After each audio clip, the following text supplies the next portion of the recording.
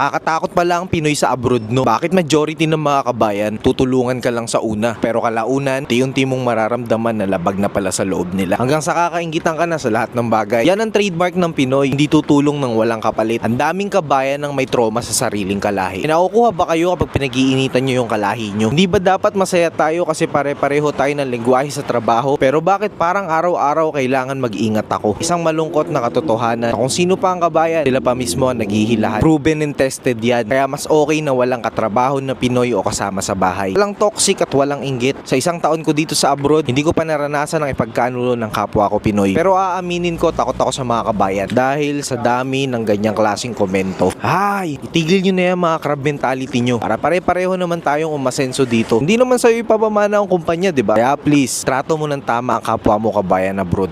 Araw-araw sipag lang, hayaan mo silang sa'yo.